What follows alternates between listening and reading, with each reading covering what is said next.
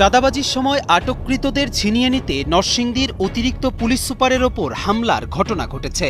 শনিবার ৩০ থেকে ৪০ জন লোক এসে এই পুলিশ কর্মকর্তাকে কিল, ঘুষি ও লাথি মারতে থাকে। এক পর্যায়ে তিনি অজ্ঞান হয়ে মাটিতে পড়ে যান।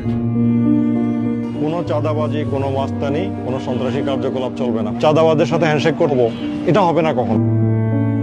পুলিশ জানায়, নরসিংদী পৌর শহরের আরশিনগর মোড়ে ব্যাটারি চালিত অটোরিকশা সহ অন্যান্য যানবাহন চালকদের কাছ থেকে চাঁদা আদায়ের সময় হাতে নাতে আটক করা হয় রমজান ও সেলিম নামে দুই চাঁদাবাজকে। এরপর তাদের ছিনিয়ে নিতেই অতিরিক্ত পুলিশ সুপার মোহাম্মদ আনোয়ার হোসেন শামীমের ওপর হামলা হয়।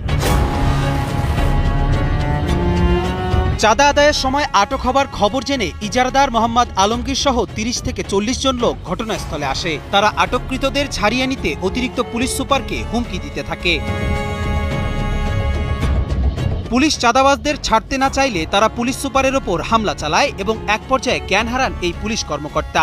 এ সুযোগে দুই চাঁদাবাজকে নিয়ে সটকে পড়ে হামলাকারীরা। এরপর নরসিংদী সদর হাসপাতালে নেওয়া হয় আহত পুলিশ কর্মকর্তাকে। প্রাথমিক চিকিৎসা শেষে ঢাকার রাজারবাগ পুলিশ হাসপাতালে পাঠানো হয় তাকে। চিকিৎসা নিতে এসেছিলেন। ওনার যে হিস্ট্রি ছিল, যে হিস্ট্রি অফ ব্লাড ট্রমা, খুব সম্ভবত যারা ওনার উপর আক্রমণ করেছে ওনাকে হাতে ঘুষি বা এরকম কিছু দিয়েছেন। ওনার ঘাড়ের আঘাতের হিস্ট্রি শোনা গেছে, ঘাড়ে, বুকে।